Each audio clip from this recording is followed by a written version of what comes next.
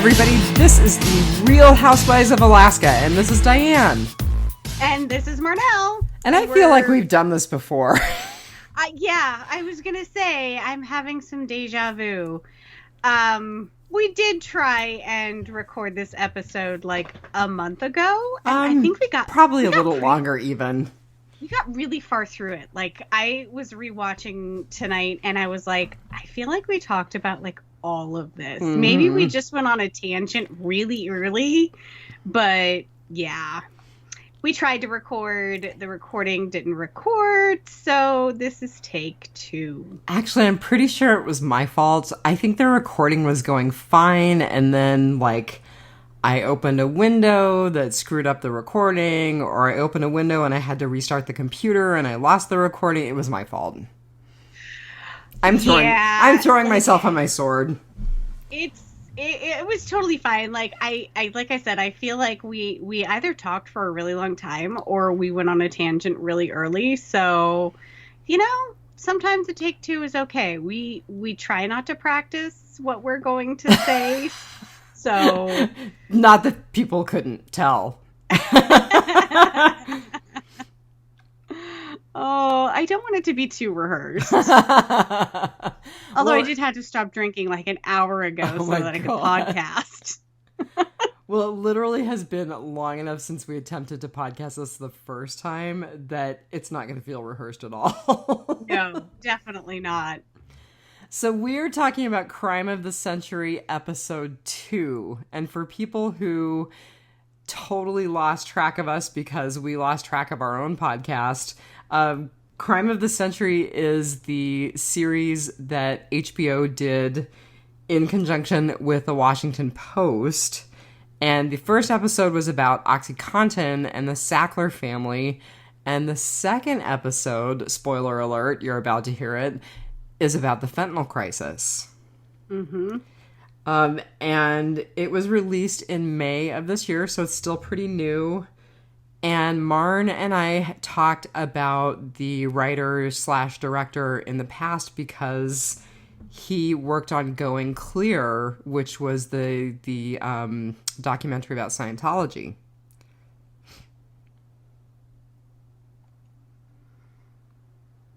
Yeah.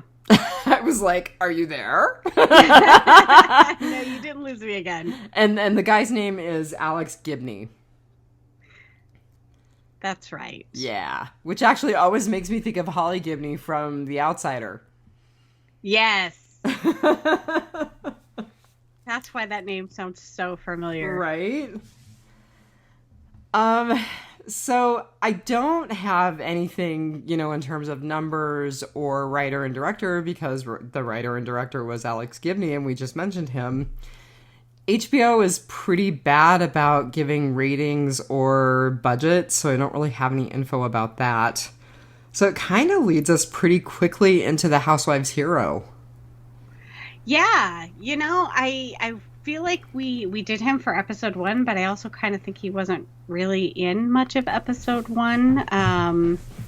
And definitely he was kind of the only bright spot in this episode. Joseph Ranazizi. I think it feels like we did him. I think it feels like we did him for episode 1 because we tried to record this before. Maybe. Yeah. So, and unlike Senator Marsha Blackburn. Oh my God. I did say Joseph Ranazizi. Right. It's not that hard. Yeah, she was. So there's a really vulgar word that I'll be kind to Rob and won't say that immediately comes to mind. So, oh yeah, she's a lovely person, isn't she, Marsha Blackburn? Right. So Joseph Ranazizi is the retired drug enforcement administrator, senior executive. He had 29 years of federal law enforcement experience. He was a special agent and investigator. I think it was he went to school for pharmacology. So he also has a law degree and a pharmacy degree. Yeah, that's a really unusual combination, I think. Well, but it makes him the perfect DEA agent, right? I mean, a law degree, a pharmacy degree, and all those years in law enforcement. Yeah. He ran a team of about 300 people with a budget of nearly $350 million. He provided administrative and financial support for the strategic direction of almost 1,000 field personnel. And he is a big focus a lot in this episode because after he was, I want to say basically fired. Yeah, they made it seem like, yeah. He was fired from a position, but he didn't have to leave the DEA, but he did retire shortly thereafter. After that, he started to become a witness for the towns and cities that were suing the manufacturers and drug distributors. So that's a lot of what we see in this episode. He tours around the country and does speaking engagements about his time in the DEA and the opioid crisis. Well, and so you mentioned Marsha Blackburn, who had it out for him.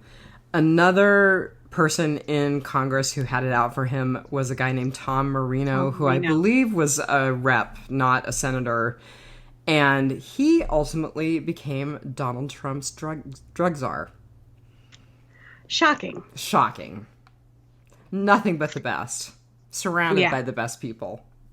Ugh. I'm never going to get the image of Tom Marino gyrating next to a podium out of my head for the rest of my life. Isn't that funny? That is exactly the mental image that I had too.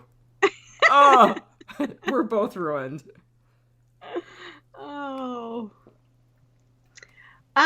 There's not a whole lot out there about Joseph Ranazizi as far as like his personal life and everything, which is probably a good thing considering that a lot of Congress people who take money from drug companies basically said that he was threatening their lives.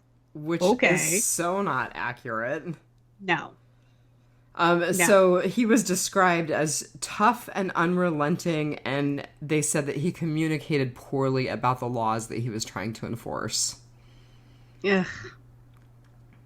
And for anybody who hasn't watched this series yet, this guy is really bright. Oh, yeah. Really bright. So anyone who says that he communicates poorly, it's probably someone like Marsha Blackburn. Yeah, so I feel like the quote, accountability feels like an attack when you're not ready to acknowledge how your behavior harms others, really applies here. Yeah. Yeah. There was a great article in the Washington Post that was written October 15th of 2017 about him. And I think that you and I, when we tried to do this episode last time, agreed that we had read the same article. Yes.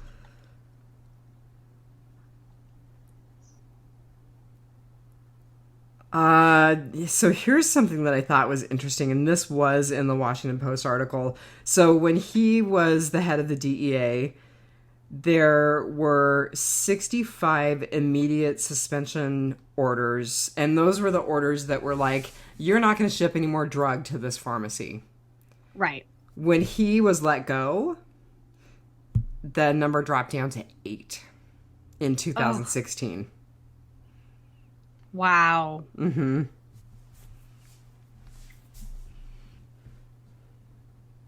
It also had to do with a law that was passed that made it harder to get immediate suspension orders in place. That would be the Ensuring Patient Access Act of 2014. Which Marsha Blackburn talks about quite a bit in this episode. Yes, we are going to bash on her, aren't we? Yeah, we're going to bash on Marsha Black, but nobody is innocent in this because it passed, I believe, the House unanimously, which means not one person stood up to object to it. Well, and here's the other thing. It also passed during the Obama administration. Yep. It sailed through. I mean, he had to sign it. Yep. exactly. So nobody is innocent in this. Yeah, no, it's gross. It's just gross. So for as much as we're going to probably harsh on Marsha Blackburn and Tom Marino, there are people on the other side of the aisle that took plenty of money from Absolutely. Purdue and all of the other drug manufacturers. Yeah, absolutely. So, you're right. I don't think there's a lot to say about Joe Rannazzisi, but I definitely felt like he really was the bright light in this episode. I think maybe we talked about the author of Kingdom of Pain during the first episode, because he wrote quite a bit about the Sackler family and OxyContin. Maybe. Now I gotta look up his name, because I actually listened to Kingdom of Pain as part of my Audible subscription. And of course now Audible is like, really, you should download another book. Hold on. I know, like I said on Biters, I've been spending far too much time listening to books on the Trump administration, but there are some really good ones that have come out. Oh my Apparently God. not everybody had to sign an NDA. Here's the thing. I just can't let that dude have any more time in my head. It's so fascinating just how it all went down, and I really hope nothing like that happens again. I don't think this country could survive it. Not that I think the country's going to survive this pandemic. So, sorry, yeah. Empire of Pain. Patrick Radden Keefe. Yeah, maybe, no, yeah. Yeah, maybe. Anyway, sorry, distracted. Squirrel. Yeah, is our country going to survive? I was told by someone who listens to Biters that we talk way too much, and we talk way too much about COVID, especially because he doesn't agree with anything that we have to say about COVID. I was like, sorry for your luck. Yeah. There's a lot of disagreements about COVID, so get in line. Yeah, right? Yep. I did tell someone on Facebook tonight, please don't make your lovely wife a widow. Oh? Yeah. Someone who was basically telling one of our podcasting friends that he knew nothing about vaccinations and he should actually read, and that he was totally wrong about vaccine numbers. And I was like, I think you should follow Ann Zink, who is Alaska's chief medical officer. And I think that you'll get really good information from her. Please don't make your wife a widow. Please. Yeah. Yeah. Vaccine is like seatbelts and airbags in your car. You can still get into an accident and you can still be severely injured or die, but the chances of that are greatly lessened by your seatbelt and airbags. So get vaccinated. Excellent analogy. Yeah. We're all over the map again. I'm sorry. And the funny thing is it feels like this is going to be a really short episode, and I think it's because it just took us too long to get to it. Well, and I was also flipping through my notes for the first episode, and I had twice as many notes for the first episode, so I think this would have been a short episode to begin with. So it didn't feel that way when we lost the recording. You were pretty frustrated that night. I was pretty frustrated. All right, so I've got a little bit for Housewives Weekly. I looked up a couple. I of course checked in with our old friends at the Satanic Temple, and this is from way back in June. So it tells you how long it's been since we have tried to record. Texas state attorneys moved to dismiss the Satanic Temple's lawsuit that alleges that Texas's abortion laws violate TST members' constitutional rights. So I don't know the outcome of that. I don't know if the suit is still active. I didn't find anything else, but Texas has moved to dismiss the lawsuit. Big surprise. They've kind of got other things cooking right now, though. But they're their reproductive laws have just become so archaic down in Texas that they're literally offering bounties on women and doctors who are either getting abortions or facilitating abortions. And it's just gross. The last email that I got from TST was that they had raised 20% of their funding goal to help fight for reproductive rights in Texas. So if you are so inclined, you can go and donate to them because like we've talked about, they are not totally a religion. They are more of a civil rights arm. Yeah. Yeah. So. Although I did read an interesting essay tonight from 2018, and I didn't save it. I probably should have. And it was a woman who was basically like, okay, I was really enamored of TST primarily because of their reproductive rights activities, and I thought they were really great. And I'm leaving TST because of Lucien Greaves. And I was like, what? Well, so she did not like the fact, and I don't particularly like this either, but she didn't like the fact that he kind of comes out on the side of Bill Maher when Bill Maher rants about cancel culture. So, you know, Bill Maher, of course, is like, Milo Yiannopoulos should totally have been allowed to speak at whatever university he was banned from in California because we should hear opposing views. And this is kind of the way that that Lucien Greaves is as well. And this woman was like, I just got to the point where I could not support any of that any longer because he was supporting people like Milo Yiannopoulos who are so hateful. I have had struggles with cancel culture myself, and I've just come down to the decision that cancel culture is a personal choice. If you personally do not want to support that actor or singer or media person or something like that, then don't. You know, there's going to be plenty of people out there who support that person. And if not, they had a good career and, you know, it's time to retire or whatever. But it's a personal choice at this point. If you want to listen to Marilyn Manson's music, then listen to Marilyn Manson's music. If you want to not hear, if you want to boycott Milo Yiannopoulos speaking someplace, that is your right to boycott them. If I remember right, I don't think like the reason why that they disallow people like Milo Yiannopoulos and Ann Coulter and things like that is because it becomes a public safety issue because you get protests and counter That's often the excuse that's used. It is. But I mean, a lot of them are initially invited to speak, but it just becomes such a big thing that, you know, yeah. I'm going to tell you truthfully, it's a little more shades of gray for me. Yeah. I definitely think there are people who should not have a platform.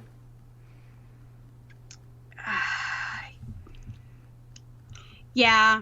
I mean, it is all up to we're relying on private companies to support these people. And when, you know, somebody like Twitter or something kicks you off, it's probably for good reason. So I'm not going to fight for you, but I'm not going to fight against you usually, except Bill Maher sucks. You know, he was the main reason that I got an HBO subscription, and I just got to the point about a year ago where I was like, I'm done. Yeah. I'm done listening to Bill Maher. I'm completely done. Yeah, I feel like my exodus happened a little more than a year ago. There was a specific episode, and for the life of me, I couldn't tell you what it was right now. I'm sure if I went through his lineup of episodes, I could probably tell you which one. But there was one where I was just like, you know, that's kind of the last straw. Like I've given you passes on a lot of stuff, and I'm done. Cancel culture. He would say cancel culture. I'm not canceling him. I'm just not watching him anymore. I got better things to do with my time, like, you know, take a nap. Okay, on to the second thing in Housewives Weekly. So, the Satanic Temple 9 days ago announced their scholarship winners. They did not publish the name of their scholarship winners in the article that I looked at, which was fine. I don't feel like those names need to be spouted all over even a podcast as small as ours, because they're kids. But, there were 4 scholarships awarded to kids who are going to college at $666 each. That's cool. I do want to say that I did just kind of Google news about the fentanyl crisis. Actually, I use DuckDuckGo. I use that more often than not these days. And it was really depressing. There was tons of articles. I couldn't even bring myself to look through all of them. I mean, there were several articles about how the fentanyl overdose crisis actually got worse during the pandemic. There were several articles saying that China has started working with Mexican drug cartels, and that is actually creating a much higher volume of fentanyl in the U.S. What else?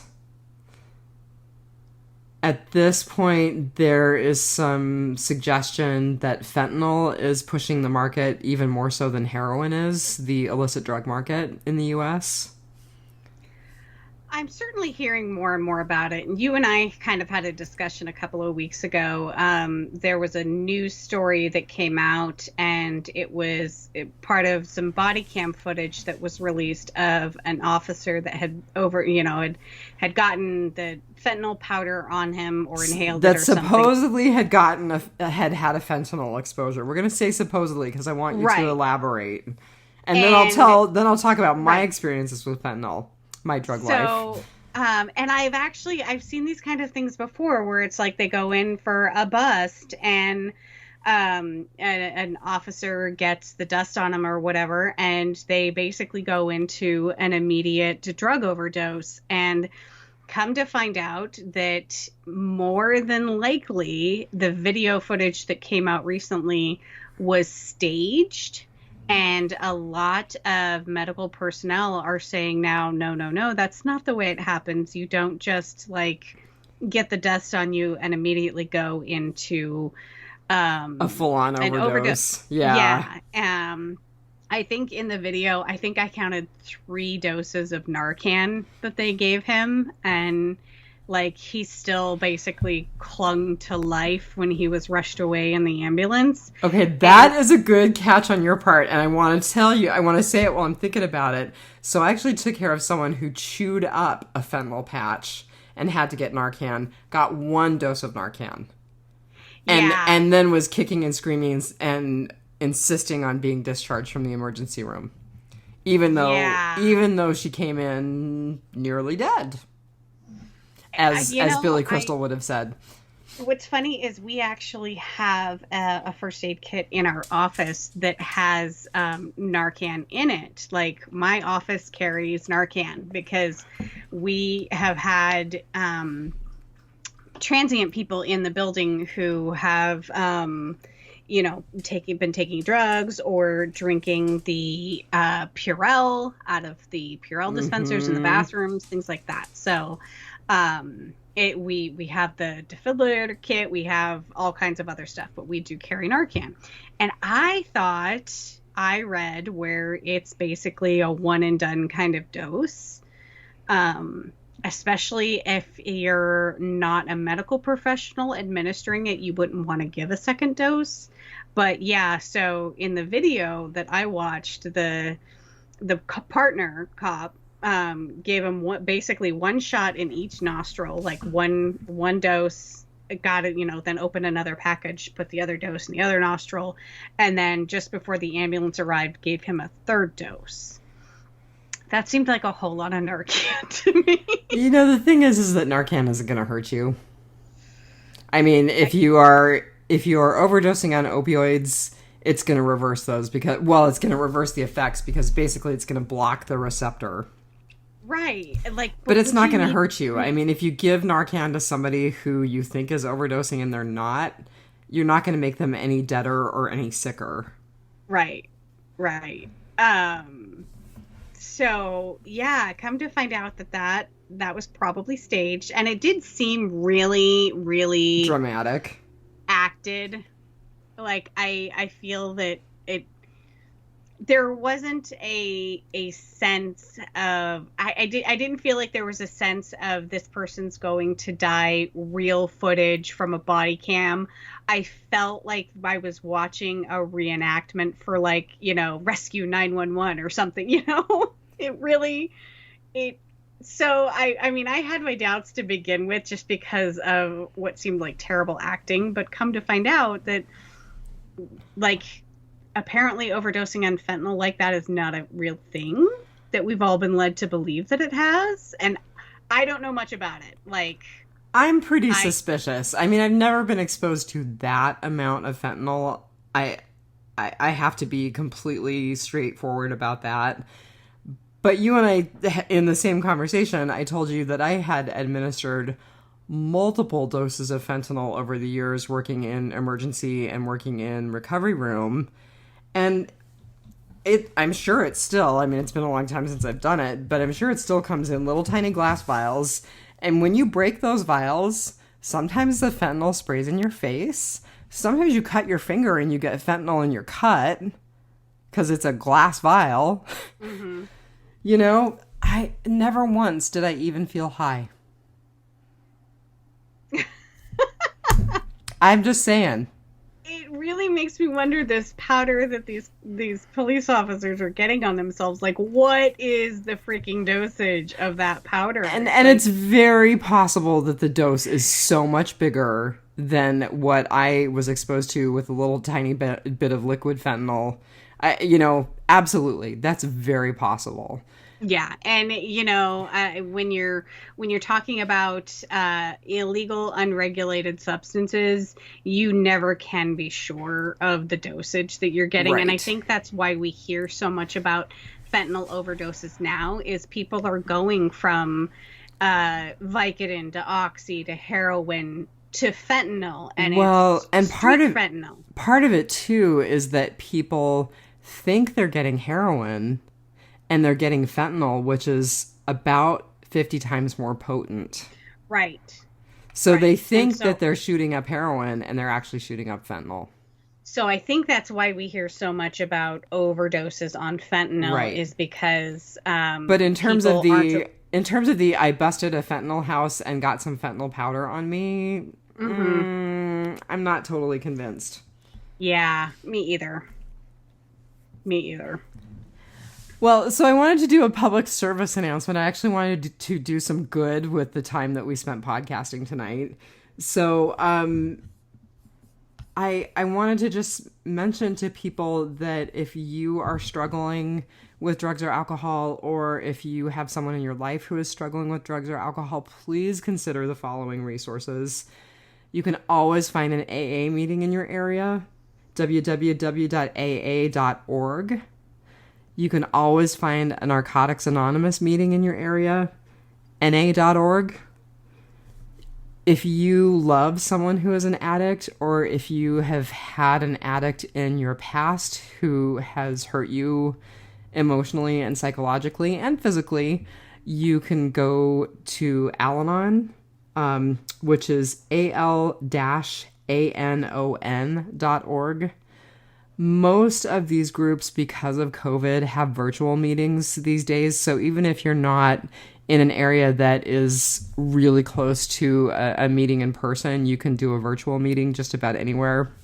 I attended an Al-Anon meeting this morning virtually, and there was someone from Portland in the meeting, and there was someone from Colorado in the meeting. Wow. Yeah. And I mean, I think they're people that had ties to this group. And either they've moved and they wanted to maintain the ties, or they're just out of state briefly. I don't know the group well enough yet to say for sure, but I just really want people to know that those resources are out there, and it's really important.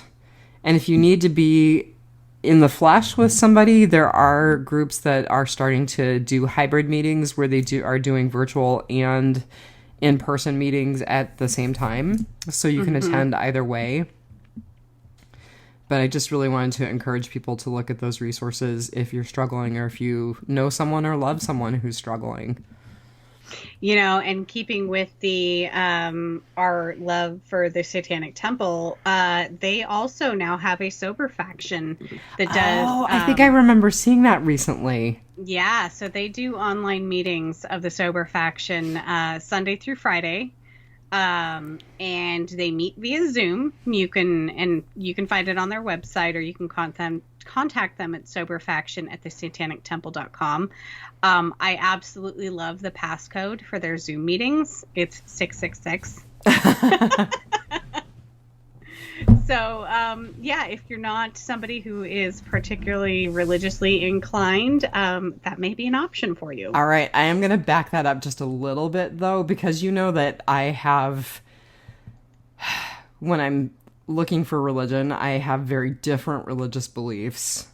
Mm-hmm. I do somewhat struggle with some of the God language in Al-Anon, but they very much try to say the God of my understanding.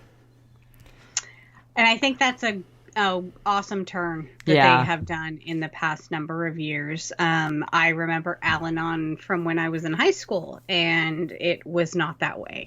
It was very, very much the Christian God. They try to be much more inclusive, and there are people in the groups who, and I've been to 2 different groups now, who very obviously interpret it as Christian. But there are also people who are very much like, I understand God in a different way, and this is how I find God when I'm looking for God, kind of thing. I always want to say, you know, when I'm reading like one of the 12 steps, or when I'm reading like one of the intro things, because they, you know, you can volunteer to read some of the introductory things. I always want to say her. That's funny. But I don't know the group well enough yet to ad lib, so we'll see. But anyway, so yeah, I mean, definitely there are also Buddhist recovery groups out there. There are certainly plenty of other options, but you know, for most people, AA or NA or Al-Anon are good jumping off points. Absolutely. All right. I feel like I got a little preachy there. Okay. Are you ready to do our summer, winter, and road construction? I think we didn't even rate the episode, though. Oh my gosh. I didn't have one written down. That's terrible. I did have one written down.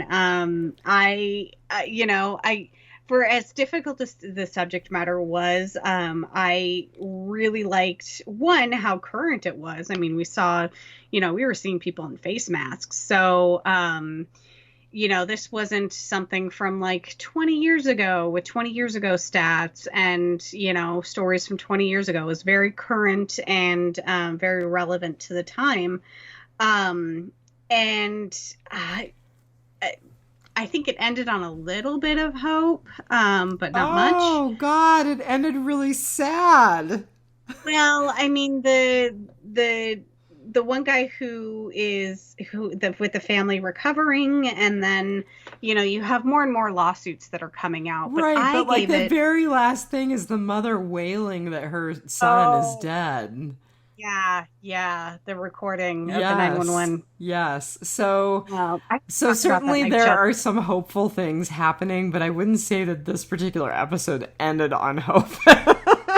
No, I completely forgotten about that, and I literally just watched it again. I gave it a 4.5 members of Congress bought and paid for. Oh, I like that. I think I will give it the same. I'm going to give it a 4.5 exotic dancers out of 5. Oh, I don't know how I feel about her. We'll talk about her. We'll talk about her because I don't know how to feel either. Yeah. So since I gave my rating kind of first, just immediately before you did, do you want me to go into my summer? Sure. My summer was literally the only good thing about this show. I think we might have also had the too. same summer. Joe Ranazizi. No, actually, we didn't. Okay. I love to see somebody who is so passionate about their work. You know, they have made it's basically a calling. They have made it their life's work to try and better society as much as this man has. And even, you know, when he's basically been fired, he is still fighting the good fight. And I just, you know, he was a very rare light in all of this. And he was really the only good thing that I could find about this episode. So that was my summer. It was very, very simple, very quick, because there wasn't a lot good. My summer is also pretty quick, and it's also a person. So my summer was Caleb Lanier, who is the guy from Texas who was importing and cutting fentanyl and selling it. And the reason that he was my summer was the fact that he said when he got arrested, I was going to get clean or die, but either way it was over. And he got clean. He got clean in prison, but he got clean. Yeah, and I'm really glad you brought him up because, like I said before, he was kind of a high note that they sort of ended on. Is for me, he seemed to be the only person who was involved in the drug business, and you know, not talking about the people who were fighting it like Joe, but the people who were directly, you know, using or selling, manufacturing, buying, whatever, that took responsibility for their actions. Everybody else wanted to point a finger.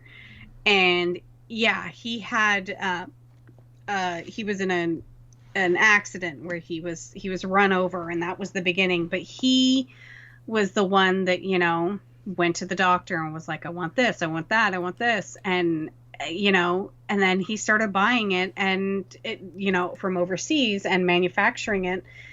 But yeah, there was something he said, something like when he was raided, he didn't have fear, he had shame.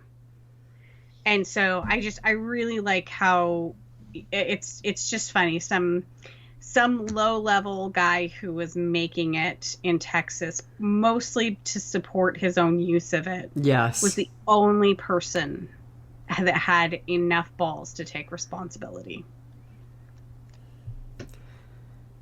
Yeah, you know, I think for me, just the fact that he did take responsibility. And again, the fact that he got clean. I hope he's still clean. Yeah. Although they will tell you in, they tell healthcare providers in opioid abuse trainings, not to use language like clean. Why not? Because clean versus dirty, implying that someone who's using is somehow less than.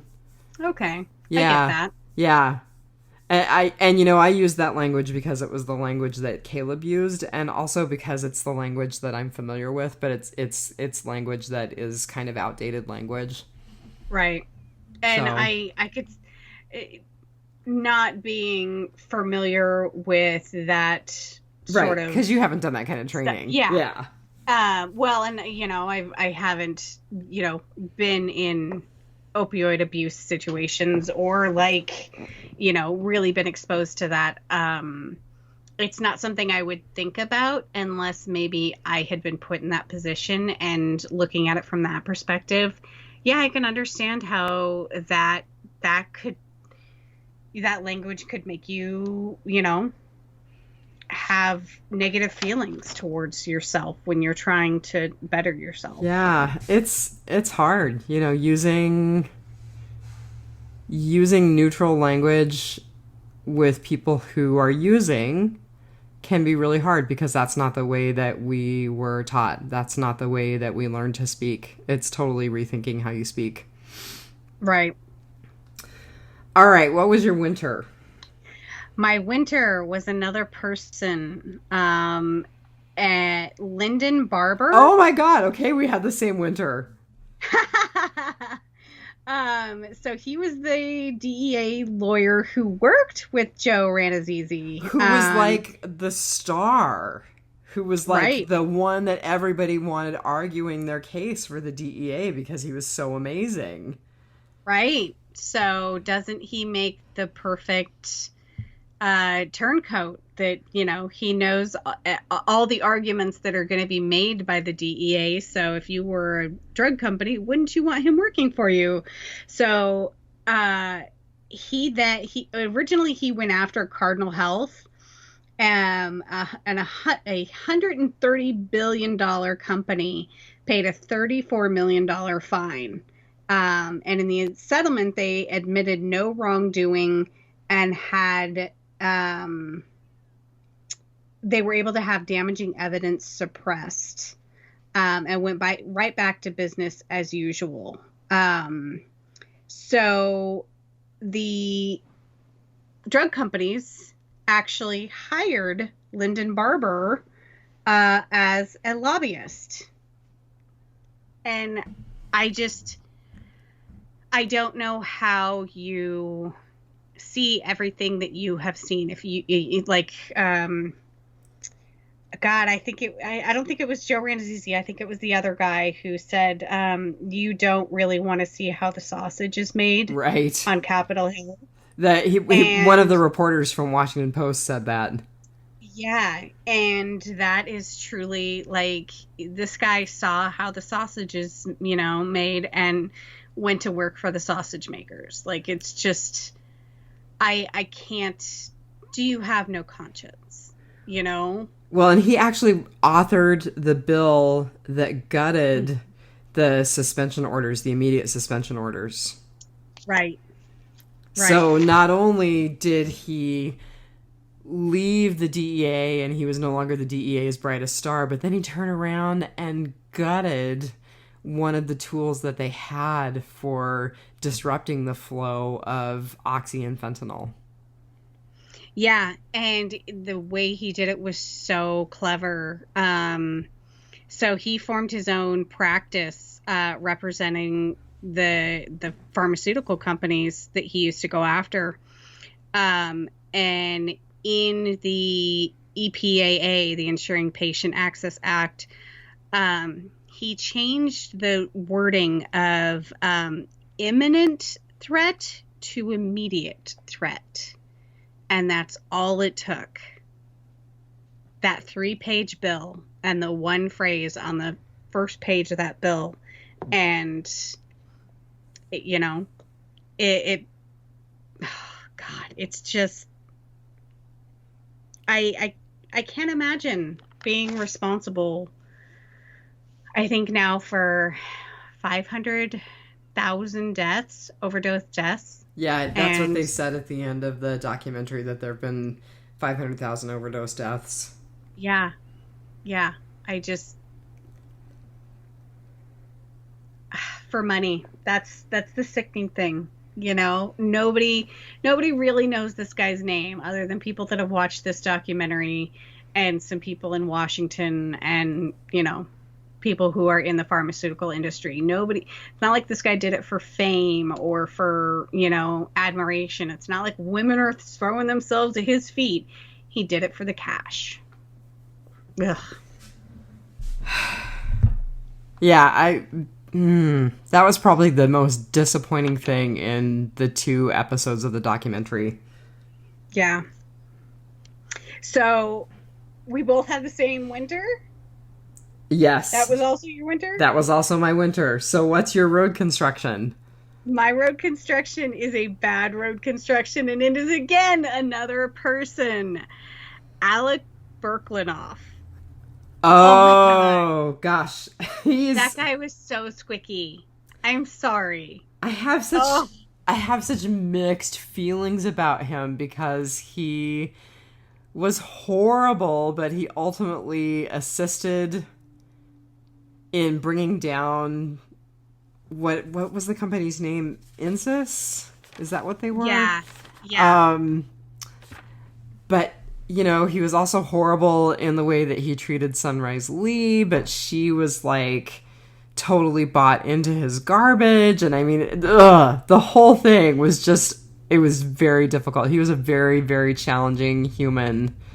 You know, just like his attitude and just from the get-go, the way his interview started was he started off talking about how he was from a lower middle class family from, what was it, Staten Island or whatever, and that he had a very unhealthy home life and childhood, and that, you know, like, my family was a family that, you know, you didn't make excuses and you never called in, and there was, you know, you never got sick, and that kind of thing. And I was just like, okay, like, that's not an excuse for being a douche, but whatever.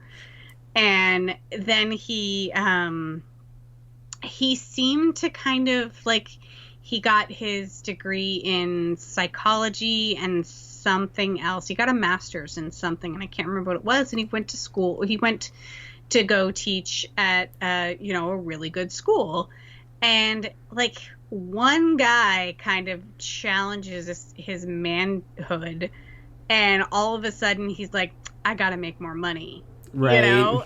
And it just becomes like the squickiest drug rep, just, you know, and like, I think he was actually repping something like pretty neutral at first, and then he Prozac, yeah. Yeah, and then he got like hooked into Insys and the whole like fentanyl sniffer, fentanyl nasal inhaler, the lollipop, right? Yeah. Yeah, he went from I think it was Eli Lilly selling Prozac to a smaller pharmaceutical company that had uncapped bonuses, and that's why he went, is because it had uncapped bonuses, which is like the magical words for salespeople.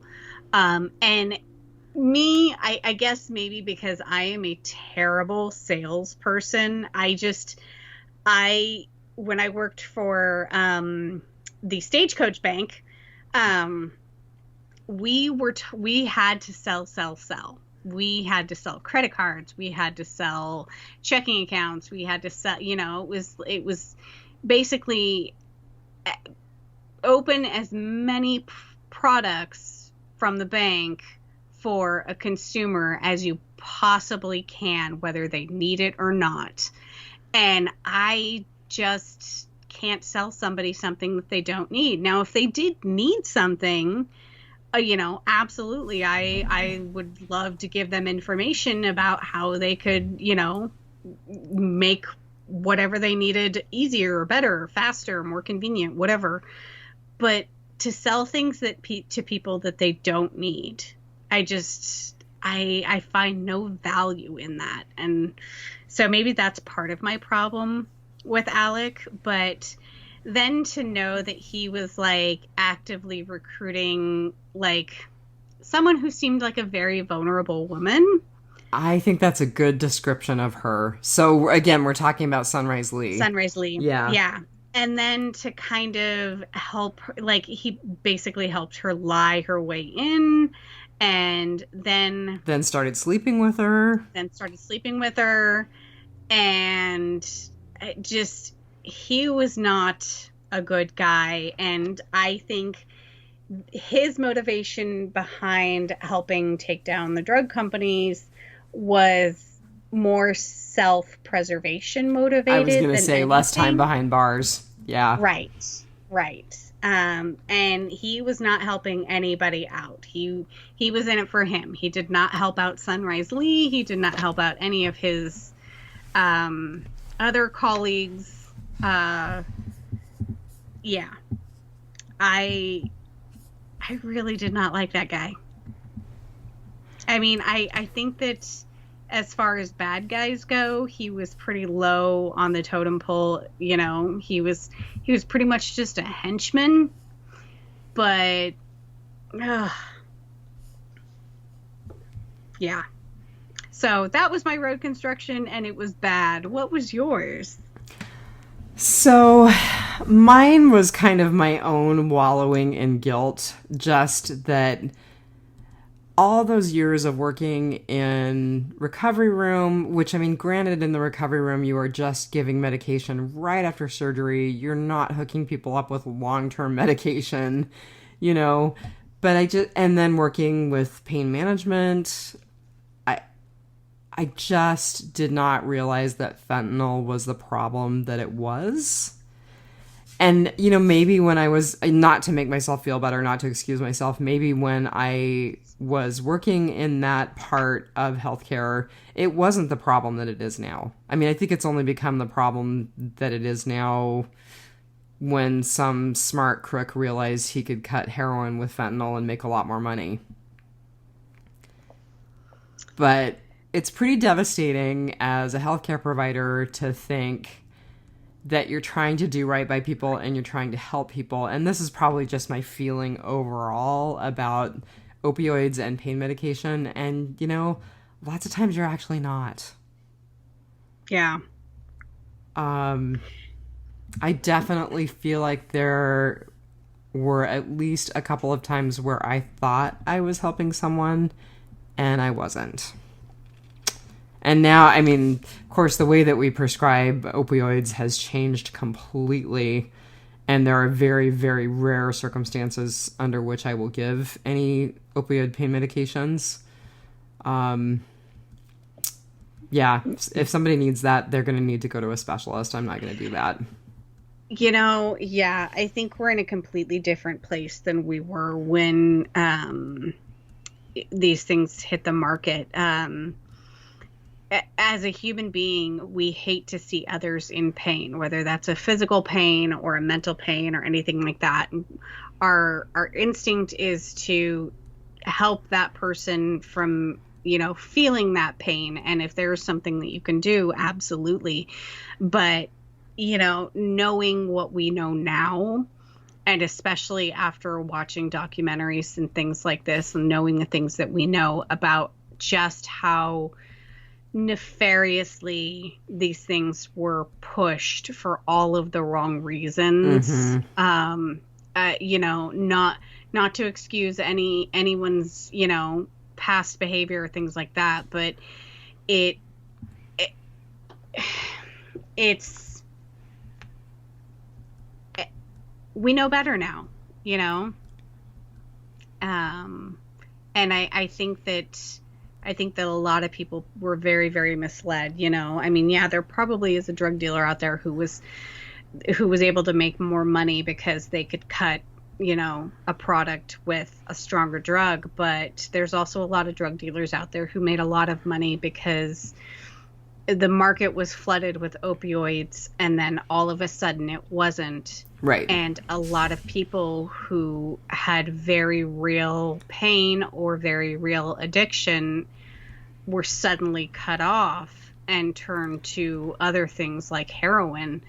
And, you know, that's nothing that, you know, the average person, the average doctor, you know, I hate to say it, even the average pharmaceutical representative could have seen coming, you know, unless you were privy to the emails that some of them were, that, you know, I don't think anyone thought that what they were doing was going to wind up like this. But they knew what they were, you know, a lot of the people along the way higher up knew what they were doing was bad. But, you know, people at a lower level could never have seen something like this coming. I mean, because we're going to be dealing with the opioid crisis for a very, very long time, because opioids are not going away. Pain is not going away. We are not researching better ways of treating it. And I was actually just reading an article today that talked about, where did all of the workers go during the COVID crisis? And it's not just because people don't want to return to work out of fear for COVID, but you have people who retired during COVID. You have people who found better jobs or side hustles that paid more. And we lost a lot of the workforce to the opioid crisis that got worse during COVID. Mm-hmm. And I think a lot of the thing that made it worse has to do more with the mental pain that people are feeling than it is with the physical pain. People are self-medicating with these drugs for mental pain. And, we're going to have a very large sweeping crisis on our hands in a very short amount of time as far as mental health issues. My therapist is completely booked and having to turn down work, and she talks to other therapists in town, and they're in exactly the same boat, so yeah, it's unfortunately pretty bleak. And it's getting bleaker because we're right back into a surge of COVID. So an even more virulent strain of COVID. The tragic isolation that caused some people to abuse even heavier, it's still there. Yep. That isolation is coming back. Yep. Oh, and it's not going to be a great time for Alaska because winter is coming. Oh, I know. God, there was something that I was reading where someone was carrying on Facebook about how, well, we just need to have classes outside and schools need to be well ventilated and the whole masking thing is garbage and blah, blah, blah, blah, blah. And I was like, that might work if you're in Florida and your governor's not Ron DeSantis, but it's not going to work in Alaska. Because in December, having better ventilated schools and classes outside, not a thing. Not a thing. Nope. I was talking about where our seasonal affective disorder season is ramping up. Oh, yeah, absolutely. Yeah, I was actually just noticing that we have it's a flower called fireweed. Yes. And yes. It's beautiful, but we know, Alaskans know when it starts turning to cotton that winter or summer is over and the fireweed has officially gone to cotton. Oh my God, we have termination dust on the mountains here. Oh. So for people who don't know what termination dust is, it's snow. We have snow on the tops of our mountains here as of yesterday. August 28th. Yep. Yeah. Yeah. Yeah. We've had monsoon season. I'm just like, there are parts of this planet that are, having to conserve water because, they're so dry. There's major forest fires and we're just flooded here. It's ridiculous. I know. I live in a rainforest, but yes, we can get sick of the rain sometimes. Oh, well, is there anything that we want to say in terms of bycatch? I would like to I would like to wrap things up because I'm going to tell people that I did my first ever deadlifts today. Marnell wasn't terribly impressed, but I did 4 sets of 10. The weights were not particularly high, but I am exhausted. Okay, to clarify, the reason why I wasn't impressed is because I know that Dianne has lifted dogs that are heavier than that. So, but describing all of the other things that she did while working out, and that it's not just like you lift a dog into a vehicle once. She did 10 reps of 4 reps of 10. 4 reps of 10. Yeah. So that's an entirely different thing. Nothing that I could do. So I wasn't impressed initially with the amount of weight, but definitely the amount of work that you did today was fantastic. I am going to be so badass the next time you see me. Oh my God. You are always badass. Just maybe you'll be a little more ripped. That's my hope. So for Bycatch, I just wanted to mention there is a great article on NPR right now about the Sackler family. They are in the middle of trying to settle the bankruptcy of Purdue Pharma. Oh, yes, you had mentioned that.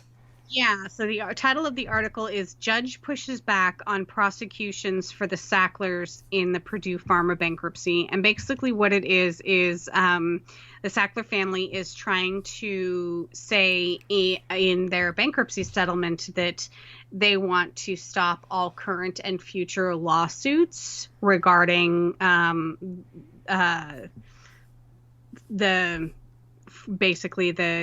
would guess the opioid crisis or the their portion of it, and the judge is basically like, no. Come up with something that, you can't do that. You can't. You're just because your company is bankrupt doesn't mean you're not liable for all of the wrong that you did. And we saw at the end of this episode that while they were originally being sued by a number of states and counties and things like that they were actively laundering their money. They were putting it in real estate and offshore bank accounts. The Attorney General for the Trump administration would like you to think that, them paying $5 billion out of the $10 billion they received, paying $5 billion in taxes, was more than adequate. And no, I don't. So here's the analogy that I will use. If I took a bunch of drugs and I hopped in my car and I got into an accident and I killed somebody or I horribly maimed them, I would be sued and I would be penniless for the rest of my life. They would take my house. They would take my car. They would take my retirement. They would take all of my money and any future earnings that I had. And I don't think that you can kill 500,000 people and still be a billionaire. That just shouldn't be a thing. So, yeah. I'm right there with you. In fact, I told you in no uncertain terms that I hoped that the judge who was hearing the Sackler family basically told them to go fuck themselves. Yeah. And you said, yeah, pretty much. Yeah, that's pretty much what the judge did. Yeah. Yeah, there's a number of articles out there. The first one was NPR. Reuters did an article, New York Times, Washington Post, CBS, The Guardian, ProPublica. There's a ton of articles out there right now regarding the bankruptcy of Purdue Pharma and the Sacklers. So, yeah, hopefully they get some sort of comeuppance.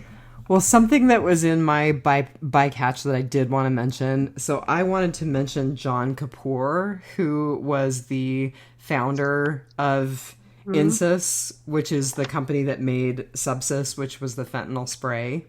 Yep. Because he was a monster. And I was really, really, really glad to see that he got prison time. Yes.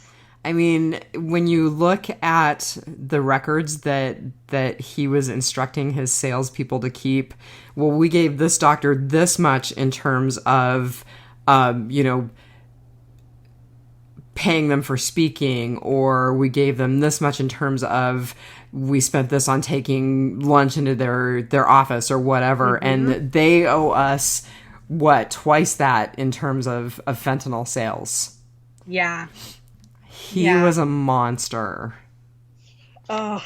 And the way that they created situations where they had people who were not medical people calling to do authorizations for the IRC, the Incest Reimbursement Standard. Yeah. And so they'd be like, cancer. Oh, yeah, Break they had through pain. Yeah, they had cancer. Yeah. It was in the pelvic region, the pain. Right. The cancer was? Yeah, the pain. And then the person would say the cancer was, and they were like, absolutely, yeah, the cancer was. Yep. Mm-hmm. Yep. Yeah, no, so I just wanted to bring up him and just the whole company that was created by John Kapoor, because he was really, really a horrible person. Yeah, and I know Alec Berklinoff was minimizing. He even admitted that when he went in to tell his story to the DEA, that he basically minimized his own position in the stories. He left out his name in a lot of things. Even he was like, yeah, that guy's a monster. So I'm looking him up, and he was found guilty in 2017 on all counts. Convictions were upheld on appeal. It doesn't say if he's still in prison. So he was convicted in 2017. His net worth in 2019, 2 years after his conviction on numerous felony charges, he was still worth $175 million. That's ridiculous. Yeah. Like, I don't understand how, like, you can do this kind of thing and, like, you just don't immediately forfeit, like, all of the proceeds from your criminal activity. And it looks like his sentence was 66 months in prison, 3 years of supervised release, and he was supposed to pay restitution to be determined at a later date, whatever that means. Oh my gosh. Wow. The number that I have written down is for a month of the highest dose of subsys, it was $15,000 a month. That's just disgusting. Yeah. Although, quite frankly, I mean, there are drugs that we prescribe all the time that are easily more than that. Of course, we're generally trying to prescribe them safely and appropriately, generally. Well, and I feel like those usually are like life-saving medications, as far as like, to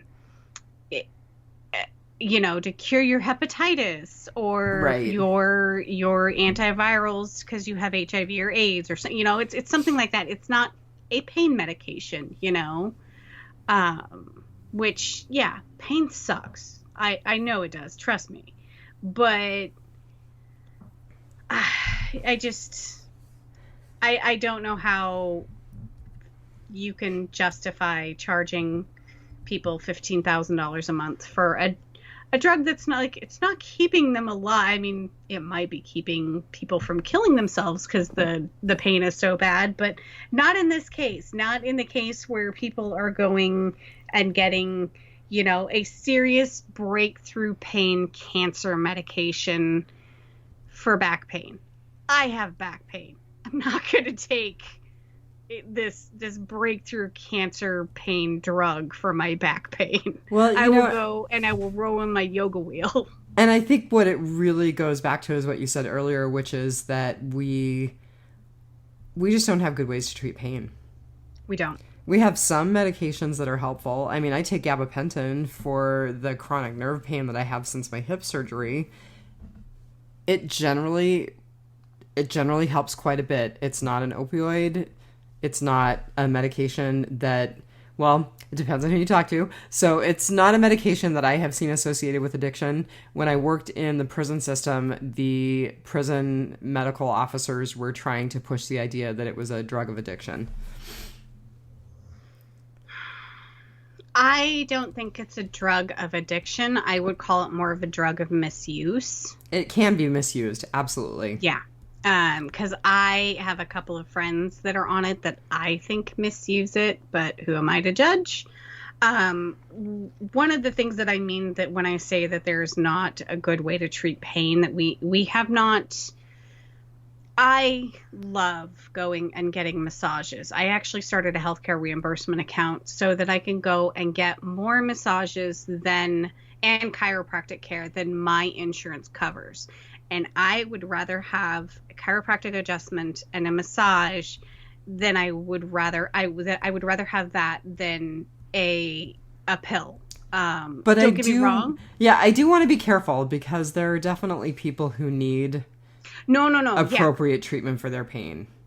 Absolutely. But it's kind of like I think that we should research less pharmaceutical means of treating pain in people who don't have, it's not like I'm like looking at surgery in a few years because of my neck and back pain. I know that there are people who have, serious long-term chronic pain from things like surgeries, or, we have a relative who has a ton of metal in her body, and she has since she was a very young child because of her scoliosis. And that is some serious dang pain.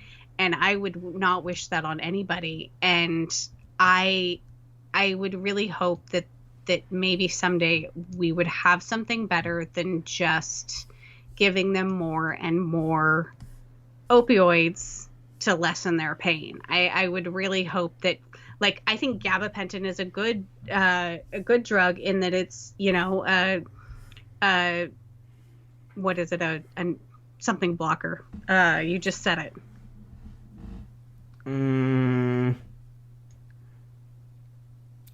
I did. Nerve pain blocker. Oh, like so gabapentin treats nerve pain. Right. Yeah. But it's not an opioid. No, it's not.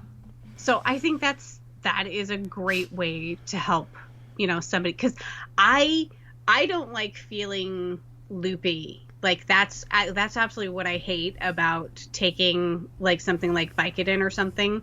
I hated Oxy. I got prescribed Oxy one time after surgery. I took one pill and went, oh, not for me. I like Vicodin, but I also don't like that, like, it really just makes me space out. Like, I don't like that it's systemic, I just want, like, that one spot in my back or neck or my head or whatever to stop hurting. I don't want, like, my whole body to be, I just wish there was something that could treat the localized pain better, that was more available to people, rather than going and getting a shot into me. We're a long ways away from figuring it out. Yeah. And unfortunately, there's not a lot of people doing a lot of studies on things like this because we have opioids. Well, I don't know. I can't say that because I'm not reading the literature. So really quickly, one of the things that I did want to mention, we've talked about Patty Murray and Tom Marino. I think Patty Murray, Marsha Blackburn.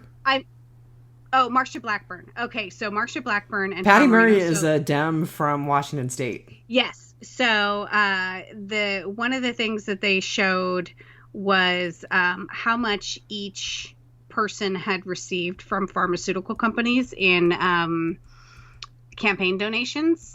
Patty Murray, $356,294. Again, proof positive that the Dems are not innocent. Yeah. Holy. Marco Rubio, $362,603. Tom Marino, $72,441. So for being one of their biggest defenders, he's getting paid the lowest amount. I'm just saying, Tom, you're getting screwed. Marsha Blackburn, $164,385. Richard Burr, $457,831. Man, what is he doing for them? Kevin McCarthy, $353,900.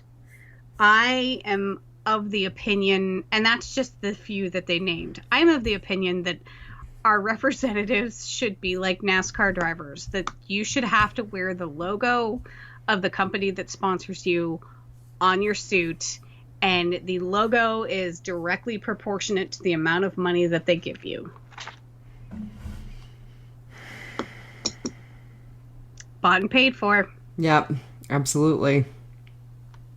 So it's, as much as I wanted to pick out people who were bad in this, good or bad, mostly bad, I think the biggest offender in this is the system. It's a systemic issue. It's not any one person. I think there are a handful of people who are real monsters, and then I think that there are, that it's definitely a, it's systemic. It's the system that allowed those monsters to happen and to thrive. So hopefully next time we podcast, it'll be something a little less happier. Serious. I think it's my turn to pick, isn't it? I think I picked this one. So I'm not 100% on this, but what I've been looking at lately is some, I'm on anti-MLM TikTok. MLMs are multi-level marketing, which are basically pyramid schemes. And so if you know anybody who has sold LuLaRoe, Unique, Herbalife, things like that, they have participated in a multi-level marketing scheme. And the stories surrounding it are amazing. There's actually a Netflix documentary that's coming out. Vice has done a documentary. There are some great podcasts. Wait a minute, didn't you say we were going to do something happy? Okay, so these are kind of funny stories. Except people are getting injured by... off. Yeah. Yeah. It's slightly less serious than the opioid crisis, though. But we'll see. I have to let you choose, so... I haven't watched the Netflix documentary. I watched the Vice documentary, and one of the women that I follow on TikTok is she's just super funny. Apparently, right now, and this is such a funny thing to end on. There is an MLM kind of company right now. It's called Boo, BOO, and I don't know what that stands for. But they are literally selling tablets or caplets with bog water, and it's some sort of prehistoric bog water that it's supposed to cure everything from asthma to cancer to COVID, to, like, everything. And I'm not joking when I say that it's like dirty swamp water in a capsule that people are putting into their bodies. It's pretty gross, so... yeah. I can't believe what people will buy with their hard-earned money. Gwyneth Paltrow. That's all I have to say. Oh, all right. Well, I'm glad that we're back. It's been a rough summer. You've done a lot.